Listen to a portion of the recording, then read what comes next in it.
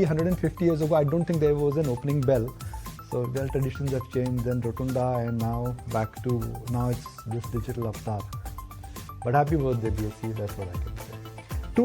15 points down for the Sensex, 72 points down for the Nifty, flat market breadth, and IT stocks are going to be on the butcher block. I think that's how the stack would be.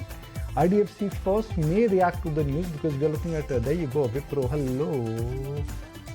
IDFC Bank, buy the rumor, sell the news, buy the rumor, sell the news.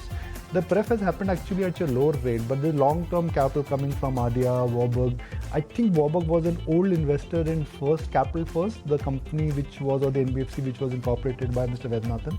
And it's a long-term relationship which is benefiting them. But Angel One, where the FNO volumes have dipped and the stock has taken a hit.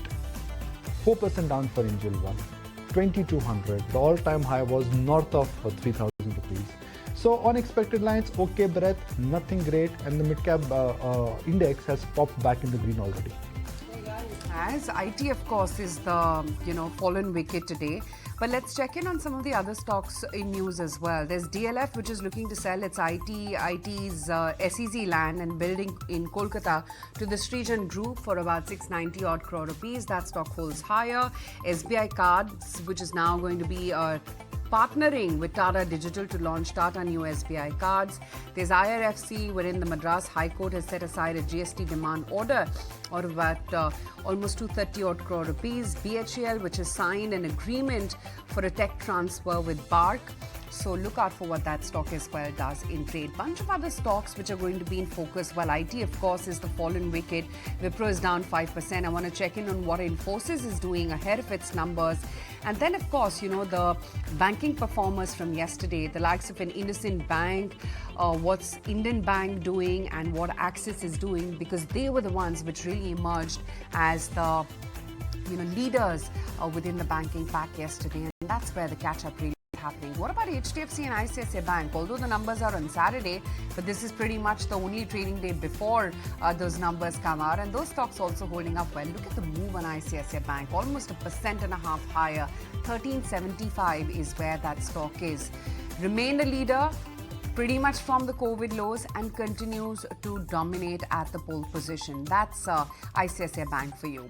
There's also Angel One, like Nikunj flagged off. Their revenues are down by about over 22%. Profits have fallen nearly 49%. 4% cut coming in on Angel One.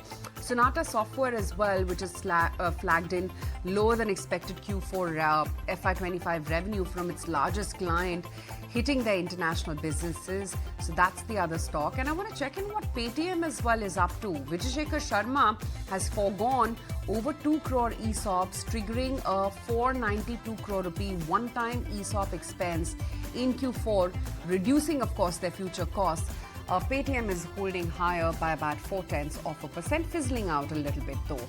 Dalmia Cement, they've got the ED provisional attachment order worth about 793 crore rupees and land worth about 377 crore rupees, which was attached to it. This is pertaining to DCPL.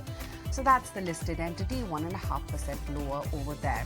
But some of the movers from yesterday, IREDA, NBCC, Indian Bank, like I already flagged off, all those stocks, not much of them are actually seeing a follow through, other than NBCC, which is still on a tear, 2% higher, and Indian Bank as well holding up in the green.